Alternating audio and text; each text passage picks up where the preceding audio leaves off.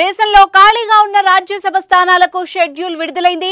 15 రాష్ట్రాల్లో రాజ్యసభ ఎన్నికలకు కేంద్ర ఎన్నికల కమిషన్ షెడ్యూల్ను విడుదల చేసింది.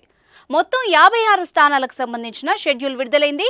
ఫిబ్రవరి 8న రాజ్యసభ ఎన్నికల నోటిఫికేషన్ రానుండగా నామినేషన్ల పరిశీలనకు ఫిబ్రవరి 16వ తేదీగా నిర్ణయించారు.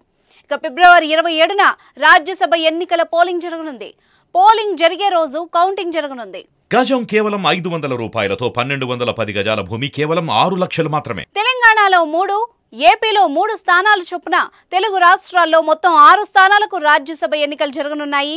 ఏపీలో ప్రస్తుతం ఎంపీలుగా ఉన్న వేమిరెడ్డి ప్రభాకర్ రెడ్డి, సీఎం రమేష్, కనకమేడల రవీంద్ర, తెలంగాణ ఎంపీలు వద్దిరాజు రవిచంద్ర, లింగయ్య యాదవ్, సంతోష్ల పదవీకాలం ఏప్రిల్ 3వ తేదీతో పూర్తి కానుంది.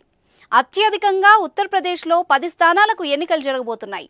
మహారాష్ట్ర, బీహార్ రాష్ట్రాల్లో 6 స్థానాలకు, మధ్యప్రదేశ్, పశ్చిమ బెంగాల్ రాష్ట్రాల్లో 5 స్థానాల చొప్పున ఎన్నికలు జరగనున్నాయి.